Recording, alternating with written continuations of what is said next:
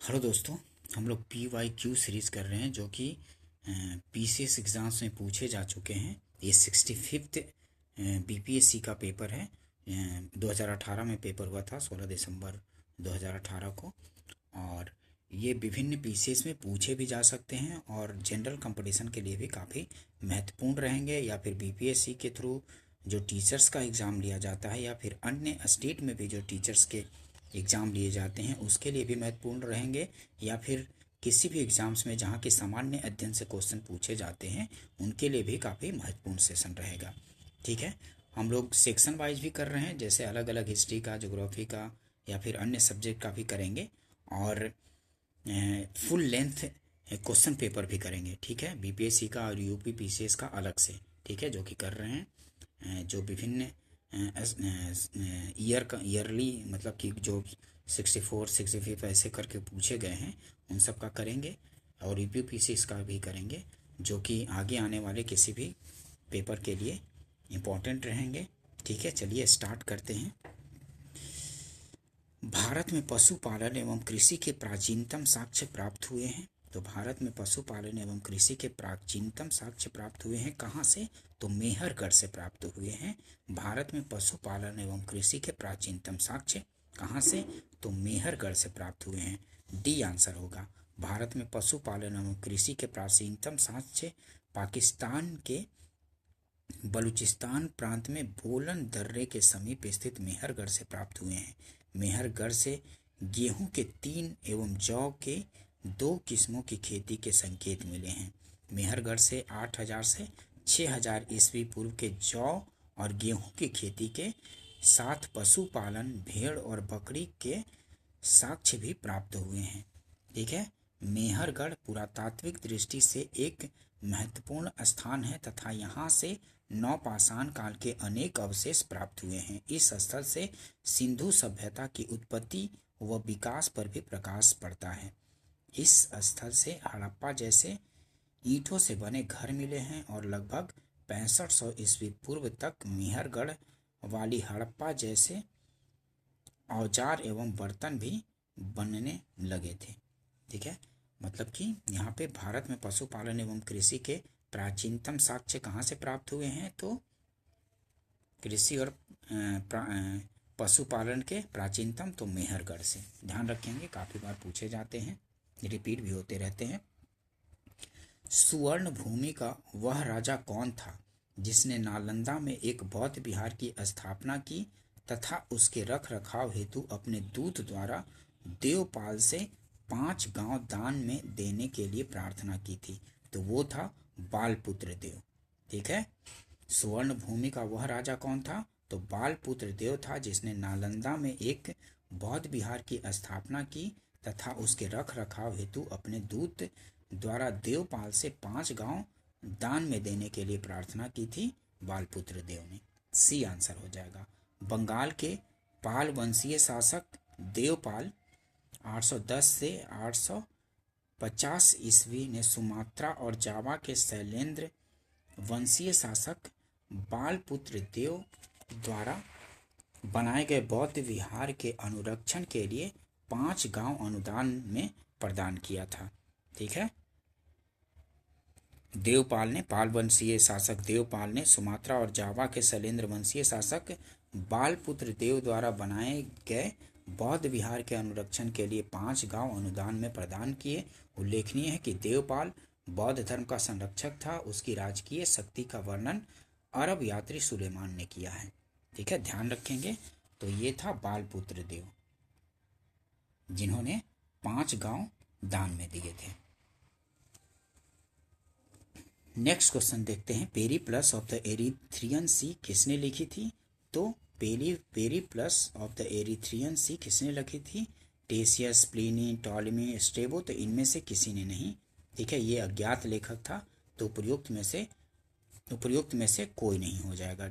ई answer हो जाएगा। ठीक है, पेरिप्लस ऑफ द एरिथ्रियन सी को पेरिप्लस ऑफ द रेड सी भी कहा जाता है। इस पुस्तक में भारतीय बंदरगाहों तथा वाणिज्यिक गतिविधियों का विवरण मिलता है। इसकी रचना 80 से 115 ईस्वी के बीच किसी अज्ञात लेखक द्वारा किया गया था। ठीक है, ध्यान रखेंगे, इसके लेखक अज्ञात थे।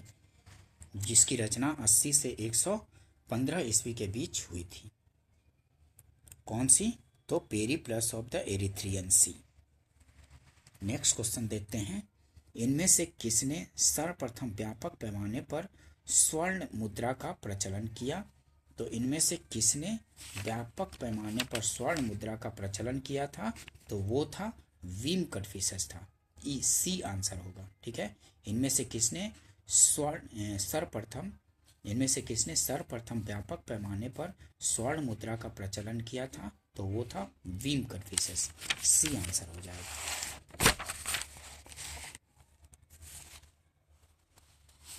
भारत में स्वर्ण मुद्राओं का प्रचलन सर्वप्रथम हिंद यूनानी शासकों ने किया, परंतु व्यापक पैमाने पर भारत में सोने के सिक्के चलाने का श्रेय किसको है?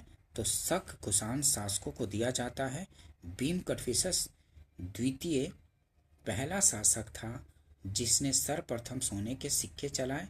यह माना जाता है कि उसने अधिकांश सोना रोम से व्यापार के माध्यम से प्राप्त किया था। जहाँ तक व्यापक स्तर पर इसके प्रचलन का प्रश्न है, तो कनिष्क के समय में ये व्यापक रूप से प्रचलन में आए थे।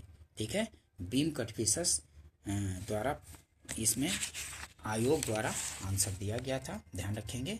इनमें से किसने सर्वप्रथम व्यापक पैमाने पर स्वर्ण मुद्रा प्रचलन किया? तो भीम कन्फ्यूशस आयोग द्वारा आंसर दिया गया था। सी आंसर हो जाएगा। नेक्स्ट क्वेश्चन देखते हैं, किस सुल्तान ने जमीन में फसल की नपाई का आधा राजस्व के रूप में दावा किया था? तो वो था अलाउद्दीन खिलजी। ठीक है, किस सुल्तान ने जमीन में फसल की नपाई का आधा राजस्व के रूप में दावा किया था? तो वो था अलाउद्दीन खिलजी। ठीक है, सी आंसर हो जाएगा। अलाउद्दीन खिलजी के समय भारत में बहुत ही कठोर भू राजस्व प्रणाली थी। अलाउद्दीन खिलजी ने भू राजस्व उपज का आधा 50% निर्धारित किया। इसके काल में भू राजस्व दरें संभवतः सबसे ऊंची थी। ठीक है, तो किसके काल में? अलाउद्दीन खिलजी के काल में। सी आंसर हो जाएगा। आयोग ने भी सी ही आंसर दिया था, ध्यान रखेंगे। शेख बहाउद्दीन जकारिया किस संप्रदाय के थे? तो शेख बहाउद्दीन जकारिया सुहरावर्दी संप्रदाय के थे। शेख बहाउद्दीन जकारिया किस संप्रदाय के थे? तो सुहरावर्दी संप्रदाय के थे शेख बहाउद्दीन जकारिया। ये आंसर हो जाएगा। ठीक है दोस्तों, नेक्स्ट क्वेश्चन देखते हैं, इन शासकों में से किसने अपनी सैन्य टुकड़ियों को 200, 250 एवं 500 की इकाइयों में विभाजित किया था?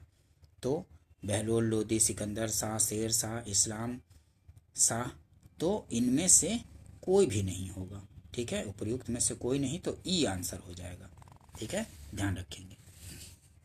नेक्स्ट क्वेश्चन देखते हैं, कश्मीर का अकबर के नाम से प्रसिद्ध सुल्तान था? तो कश्मीर के अकबर के नाम से कौन सा प्रसिद्ध सुल्तान था? वो था तो सुल्तान जैनुल आबिदीन कश्मीर के अकबर के नाम से प्रसिद्ध था। डी आंसर हो जाएगा। कश्मीर का अकबर नाम से प्रसिद्ध सुल्तान कौन था? तो सुल्तान जैनुल आबिदीन। डी आंसर होगा। ठीक है, ध्यान रखेंगे, काफी बार रिपीट होते हैं। नेक्स्ट क्वेश्चन देखते हैं, यह कथन किसका है कि अकबर के शासन में इलाहाबाद में 40 स्तंभयुक्त मंजिल के निर्माण में 5000 से 20,000 लोगों ने 40 साल तक काम किया था? तो ये था विलियम फिंच का।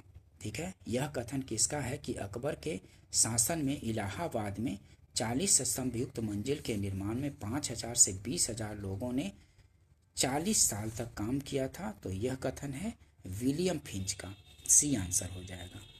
ठीक है, विलियम फिंच का कथन था। अकबर के शासन में इलाहाबाद में 40 स्तंभयुक्त मंजिल के निर्माण में 5000 से 20,000 लोगों ने 40 साल तक काम किया था। तो ये कथन था विलियम फिंच का। नेक्स्ट क्वेश्चन देखते हैं, फरैजी आंदोलन की शुरुआत किसने की थी? तो फरैजी आंदोलन की शुरुआत की थी हाजी शरीयतुल्लाह ने। ये आंसर हो जाएगा। ठीक है, फरैजी आंदोलन की शुरुआत की थी हाजी शरीयतुल्लाह ने की थी। ये आंसर होगा।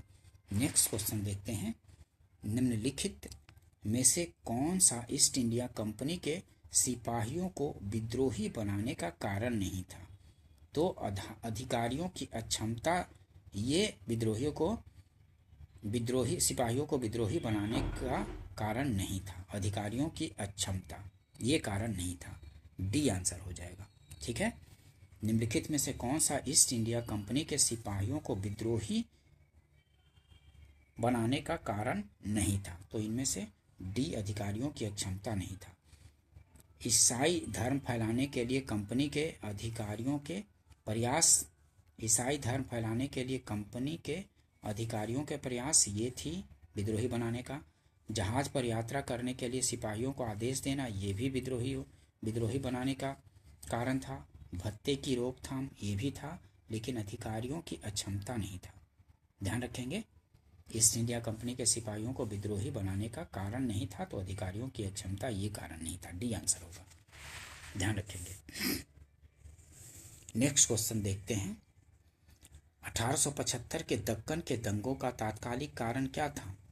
तो 1875 के दक्कन के दंगों का तात्कालिक कारण था महाजनों के द्वारा ऊंची ब्याज दर।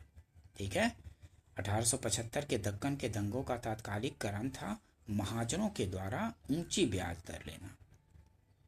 ध्यान रखेंगे, महाजनों के द्वारा ऊंची ब्याज दर था दक्कन के दंगों का तात्कालिक कारण, जो 1875 में हुआ था। नेक्स्ट क्वेश्चन देखते हैं।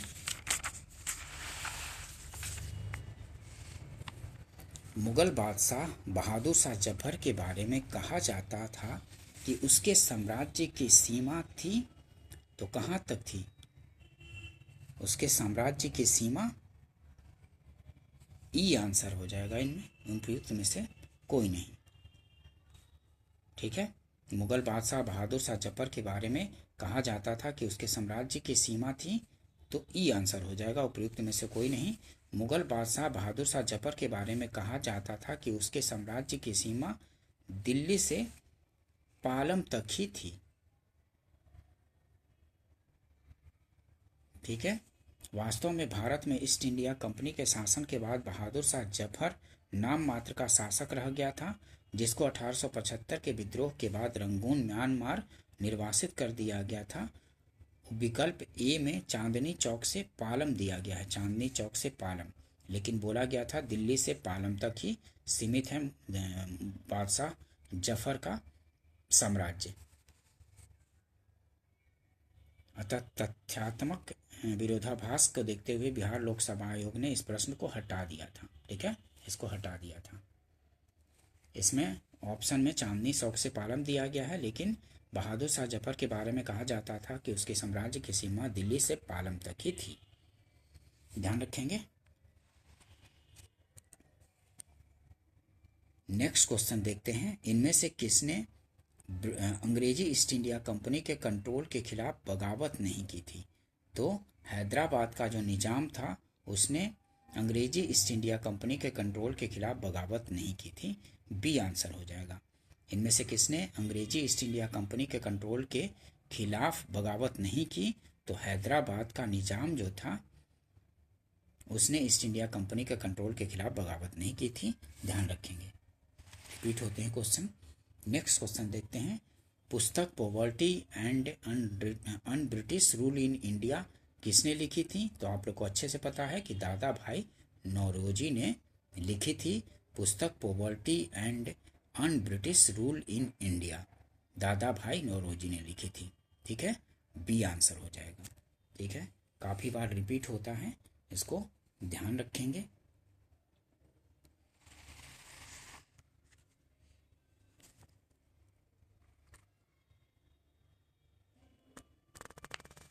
नेक्स्ट क्वेश्चन देखते हैं। नील विद्रोह किसके बारे में था? तो नील विद्रोह था, रैयत नील की खेती नहीं करना चाह रहे थे, पर उनसे एक अमान्य मूल्य पर जबरदस्ती कराई जा रही थी, तो इसी के बारे में नील विद्रोह हुआ था। नील विद्रोह किसके बारे में था? तो नील विद्रोह क्यों हुआ था? रैयत जो थे नील की खेती नहीं करना चाह रहे थे, पर उनसे एक अमान्य मूल्य पर जबरदस्ती करवाई जा रही थी, तो इसीलिए नील विद्रोह हुआ था। सी आंसर हो जाएगा। ध्यान रखेंगे। नेक्स्ट क्वेश्चन देखते हैं। रजनी पामदत्त ने कहा वे साम्राज्यवाद से लड़ते भी थे और सहयोग भी करते थे। उन्होंने किस राजनीतिक गठबंधन के बारे में यह कहा था? तो वो रजनी पामदत्त भारतीय राष्ट्रीय कांग्रेस के बारे में ऐसा कहते थे। ठीक है, रजनी पामदत्त ने कहा वे साम्राज्यवाद से लड़ते भी थे और सहयोग भी करते थे। उन्होंने किस राजनीतिक संगठन के बारे में यह कहा? तो यह कहा था भारतीय राष्ट्रीय कांग्रेस के बारे में रजनी पामदत्त ने। ठीक है, ये आंसर हो जाएगा। ध्यान रखेंगे, रिपीट भी होते हैं क्वेश्चन किसी भी एग्जाम्स में। नेक्स्ट क्वेश्चन देखते हैं। निम्न में से कौन सा एक राष्ट्रवादी समाचार पत्र नहीं था? तो निम्न में से कौन सा एक राष्ट्रवादी समाचार पत्र नहीं था? तो इनमें से द टाइम्स ऑफ इंडिया राष्ट्रवादी समाचार पत्र नहीं था, द हिंदू था, बंगाली था और दी महारता था, लेकिन द टाइम्स ऑफ इंडिया राष्ट्रवादी समाचार पत्र नहीं था। ठीक है, द टाइम्स ऑफ इंडिया राष्ट्रवादी समाचार पत्र नहीं था। डी आंसर हो जाएगा। नेक्स्ट क्वेश्चन देखते हैं। प्रार्थना समाज, यंग इंडिया, लोक हितवादी, सत्य शोधक समाज, रहनुमाई मजदयासन सभा के लिए निम्नलिखित विकल्पों में से सही संयोजन पहचानिए। ठीक है, ये सब विभिन्न संगठन हैं और इसके किसने स्टार्ट किया था उनके बारे में पूछा गया है। तो प्रार्थना समाज किसने?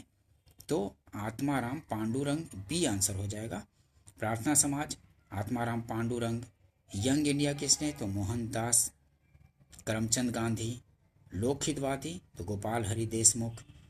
रहनुमाई मजदयासन सभा, ये सत्यशोधक समाज किसने? तो ज्योतिबा फूले।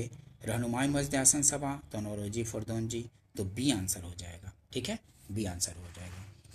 देखिए एक बार देख लीजिए, प्रमुख संस्था और संस्थापक।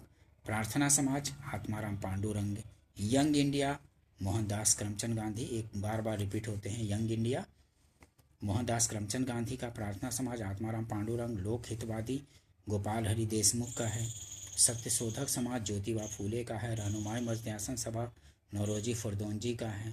ठीक है, ध्यान रखेंगे।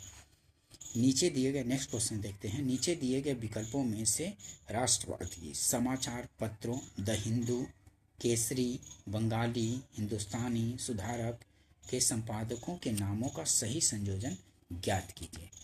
तो इनमें से कौन था सही संयोजन? तो ये था डी आंसर हो जाएगा। जी सुब्रमण्यम अय्यर, बाल गंगाधर तिलक का केसरी था। सुरेंद्रनाथ बनर्जी बंगाली और गंगा प्रसाद वर्मा गोपाल कृष्ण गोखले। ठीक है, डी आंसर हो जाएगा। देखिए समाचार पत्र और संपादक द हिंदू किसका था? तो जी सुब्रमण्यम अय्यर का था। केसरी तो आपको लोग याद ही है, बाल गंगाधर तिलक का, केसरी और मराठा इनका पुस्तक था। ठीक है, केसरी बाल गंगाधर तिलक का, बंगाली सुरेंद्रनाथ बनर्जी का, हिंदुस्तानी किसका था? तो गंगा प्रसाद वर्मा का, और सुधारक याद रखिए गोपाल कृष्ण गोखले का। सुधारक किसका? तो गोपाल कृष्ण गोखले का। नेक्स्ट क्वेश्चन देखते हैं। जलियांवाला बाग नरसंहार किस गांधीवादी सत्याग्रह के संबंध में हुआ? जलियांवाला बाग नरसंहार किस गांधीवादी सत्याग्रह के संबंध में हुआ था? तो वो था रॉलेट सत्याग्रह के संबंध में हुआ था। जलियांवाला बाग नरसंहार किस गांधीवादी सत्याग्रह के संबंध में हुआ था? तो रॉलेट सत्याग्रह के संबंध में हुआ था जलियांवाला बाग। ठीक है, रॉलेट सत्याग्रह 1919 में शुरू हुआ था, तो उसी समय जलियांवाला बाग नरसंहार हुआ था। बी आंसर हो जाएगा। जलियांवाला बाग नरसंहार रॉलेट सत्याग्रह के संबंध में हुआ था। रॉलेट एक्ट 1919 भारत में राष्ट्रवादी आंदोलन को दबाने के उद्देश्य से निर्मित किया गया था। इसके विरोध में पंजाब के जलियांवाला बाग में 13 अप्रैल 1919 को सभा आयोजित की गई थी। उस सभा पर जनरल डायर ने गोली चलवाई थी, जिसमें हजारों लोग शहीद हो गए थे। ठीक है, तो रॉलेट सत्याग्रह से संबंधित था जलियांवाला बाग नरसंहार। 21 आगे बढ़ते हैं। बाल गंगाधर तिलक लोकमान्य तिलक के नाम से जाना जाने लगे जब वे एक लोकप्रिय शिक्षक बने थे। उन्होंने एक लोकप्रिय अखबार शुरू किया। सरकार ने उन्हें रैंड मर्डर केस में अभियुक्त बनाया। उन्होंने शिवाजी और गणपति उत्सव शुरू किया। तो इन सब में से कोई नहीं, ई आंसर हो जाएगा। ठीक है, इनमें से कोई नहीं, ई आंसर होगा। ठीक है, बाल गंगाधर तिलक भारतीय राष्ट्रवादी अध्यापक, वकील तथा स्वतंत्रता सेनानी थे। वे भारतीय स्वतंत्रता संग्राम के अग्रणी नेता थे। ब्रिटिश अधिकारी उन्हें भारतीय अशांति का जनक कहते थे। तिलक ने मराठी भाषा में केसरी तथा अंग्रेजी भाषा में मराठा समाचार पत्र का संपादन किया। रैंड मर्डर केस में अभियुक्त बनाने के समय लोकमान्य की उपाधि नहीं दी। ठीक है, अभियुक्त बनाने के समय में लोकमान्य की उपाधि नहीं दी, बल्कि उसके बाद वर्ष 1897 में रैंड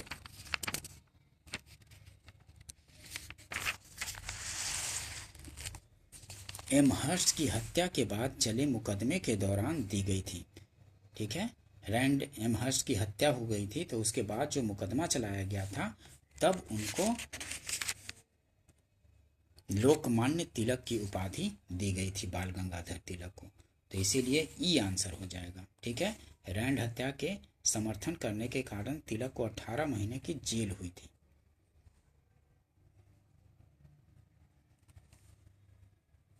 ध्यान रखेंगे। नेक्स्ट क्वेश्चन देखते हैं।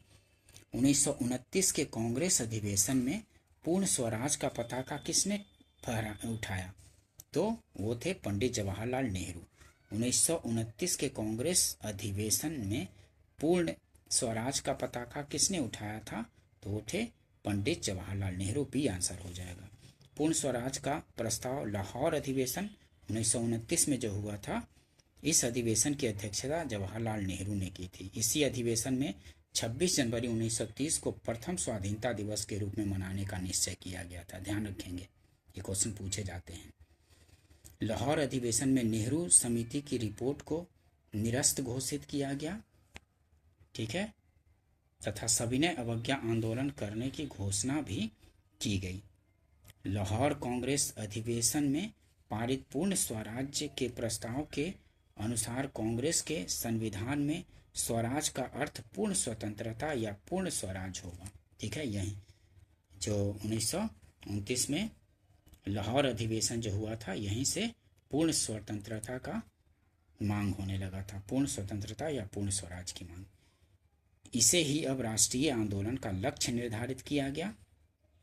इस दौरान नेहरू ने कहा कि आज हमारा बस एक ही लक्ष्य है, वह है स्वाधीनता का लक्ष्य। हमारे लिए स्वाधीनता के मायने ब्रिटिश साम्राज्यवाद से पूर्ण स्वतंत्रता की प्राप्ति है। ठीक है, ध्यान रखेंगे, क्वेश्चन बार बार रिपीट होते हैं। नेक्स्ट क्वेश्चन देखते हैं। सरकार के विरोध में असेंबली में बम फेंकने के समय भगत सिंह की उम्र क्या थी? सरकार के विरोध में असेंबली में बम फेंकने के समय भगत सिंह की उम्र क्या थी? तो उम्र थी 21 साल से थोड़ा ज़्यादा। बी आंसर हो जाएगा। 21 साल से थोड़ा ज़्यादा उम्र था। 8 अप्रैल 1929 को भगत सिंह और बटुकेश्वर दत्त अपने हाथों में 2 ग्रेनेड लेकर असेंबली हॉल में दाखिल हुए और अचानक उन्होंने ग्रेनेड को ब्रिटिश अधिकारियों के बीच फेंका तथा इनकलाब जिंदाबाद के नारे लगाए। बम तेज आवाज के साथ फटे। हालांकि बमों को इस तरह बनाया गया था कि जिससे किसी की मृत्यु न हो। इस घटना के समय भगत सिंह की आयु 21 वर्ष 6 माह 10 दिन थी, अतः विकल्प बी सर्वाधिक उपयुक्त है। ठीक है, भगत सिंह का जन्म 28 सितंबर 1907 को लायलपुर जिले के बंगा पाकिस्तान में हुआ था। ठीक, ये भी पूछा जाता है जन्म कहाँ हुआ था। तो भगत सिंह का जन्म 28 सितंबर 1907 को लायलपुर जिले के बंगा पाकिस्तान में, मतलब कि जो पाकिस्तान हो गया है, ठीक है, लायलपुर जिले के बंगा में हुआ था। उन्होंने सरकार के विरोध में असेंबली में सेफ्टी बिल के विरोध में बम फेंका था। सेफ्टी बिल के विरोध में असेंबली में बम फेंका था बटुकेश्वर के दत्त के साथ, भगत सिंह और बटुकेश्वर दत्त ने। 8 अप्रैल 1929 को। डिटेल्स ध्यान रखेंगे, क्वेश्चन पूछे जाते रहते हैं। नेक्स्ट क्वेश्चन देखते हैं, किस स्थान पर आदिवासियों ने अंग्रेजों के खिलाफ विद्रोह किया था? तो किस स्थान पर आदिवासियों ने अंग्रेजों के खिलाफ विद्रोह किया था? तो वो हो जाएगा, उस समय जब विद्रोह किया था वो बिहार से ही किया था, लेकिन अब वो जगह झारखंड में चला गया है। ठीक है, तो इसलिए अब आयोग ने आंसर ई दिया था, झारखंड ना होने की वजह से। इसमें ऑप्शन में झारखंड नहीं है, इसलिए आयोग ने इनमें से कोई नहीं माना है।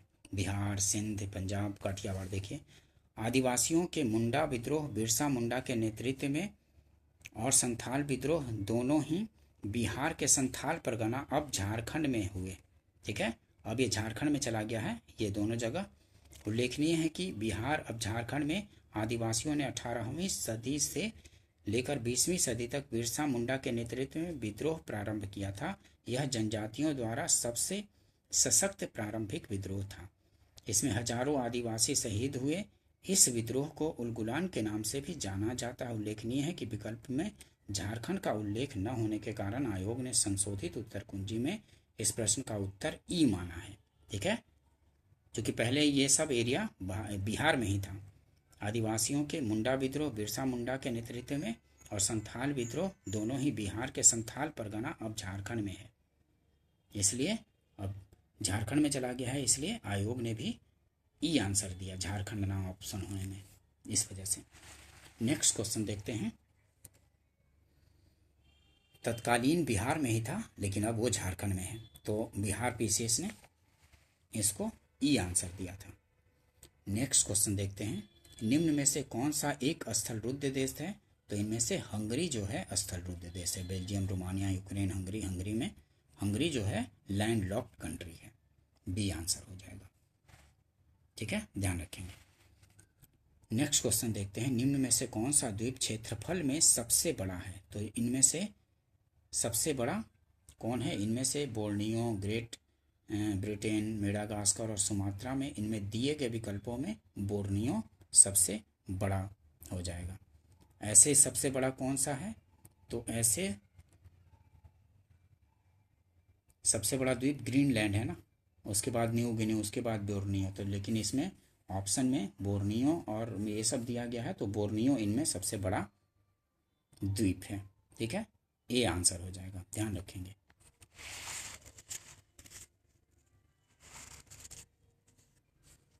ऐसे जबकि दुनिया का सबसे बड़ा क्षेत्रफल वाला द्वीप ग्रीनलैंड है।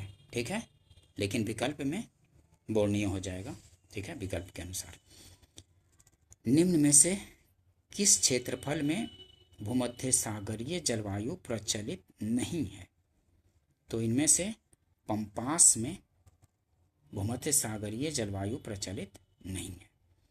निम्न में से किस क्षेत्र में भूमध्य सागरीय जलवायु प्रचलित नहीं है? तो इनमें से पम्पास हो जाएगा। ठीक है, मध्य चिली में है, केप टाउन में है, एडिलेड में है, लेकिन पम्पास में भूमध्य सागरीय जलवायु प्रचलित नहीं है। डी आंसर हो जाएगा। नेक्स्ट देखते हैं, वह देश जो विश्व में रेशम का सबसे बड़ा उत्पादक है। तो आपको पता है कि रेशम का सबसे बड़ा उत्पादक विश्व में चीन है। बी आंसर हो जाएगा। ठीक है, चीन आंसर हो जाएगा, बी आंसर हो जाएगा। नेक्स्ट क्वेश्चन देखते हैं, संयुक्त राष्ट्र अमेरिका को छोड़कर विश्व के निम्न देशों में से कौन सा देश कच्चे तेल का सर्वाधिक उत्पादन करता है? तो संयुक्त राज्य अमेरिका को छोड़कर सऊदी अरब विश्व में सबसे ज़्यादा तेल का उत्पादन करता है। सी आंसर हो जाएगा। ठीक है, संयुक्त राज्य अमेरिका को छोड़कर विश्व के निम्न देशों में से कौन सा देश कच्चे तेल का सर्वाधिक उत्पादन करता है? तो वो है सऊदी अरब। सी आंसर होगा। निम्न में से कौन सा मेघालय पठार का अंश नहीं है? तो इनमें देखिए, भुवन पहाड़ियाँ, गारो, खासी, जयंतिया। तो गारो, खासी, जयंतिया तो मेघालय पठार का अंश है, लेकिन भुवन पहाड़ियाँ नहीं है, तो ये आंसर हो जाएगा। ठीक है, ध्यान रखेंगे। नेक्स्ट क्वेश्चन देखते हैं, वह दर्रा जो सर्वाधिक ऊंचाई में अवस्थित है, तो वो है नाथुला दर्रा जो है सर्वाधिक ऊंचाई में स्थित है। ठीक है, सी आंसर होगा। वह दर्रा जो सर्वाधिक ऊंचाई में अवस्थित है तो वो है नाथुला दर्रा, सी आंसर होगा। देखिए नाथुला की ऊंचाई 4310 मीटर, रोहतांग की 3978, जोजिला 3528, खैबर 1070। तो उन ऑप्शन में नाथुला दर्रा सबसे अधिक ऊंचाई है। ठीक है दोस्तों, अगर सेशन पसंद आया हो तो इसको लाइक कीजिए, शेयर कीजिए और सब्सक्राइब कीजिए। और सेक्शन वाइज भी जो बनाए जा रहे हैं वीडियो या बनाए गए हैं, हिस्ट्री, ज्योग्राफी या फिर ऑन भी सब्जेक्ट का जो आएगा उसको करते रहिए। और साथ में फुल लेंथ भी करते चलिए। जो बीपीएससी का जो फुल लेंथ क्वेश्चन पूछे गए हैं, मतलब कि ईयरली वाइज जो पेपर होते रहते हैं, या फिर यूपी पीसीएस का भी जो पर ईयर का क्वेश्चन होगा वो भी करवा दूंगा। तो उस हिसाब से ईयरली भी करते चलिए और ऐसे भी करते चलिए सेक्शन वाइज भी, ताकि तैयारी अच्छे से पूरी तरीके से हो सके। और मतलब फुल लेंथ इसलिए कर रहा हूँ ताकि सारे सब्जेक्ट एक साथ होता रहे। ठीक है दोस्तों, वीडियो चैनल को सब्सक्राइब कर लीजिए, लाइक कीजिए और शेयर भी कर लीजिए अपने फ्रेंड सर्कल में। मिलते हैं नेक्स्ट वीडियो में। वीडियो देखने के लिए थैंक यू दोस्तों, मिलते हैं।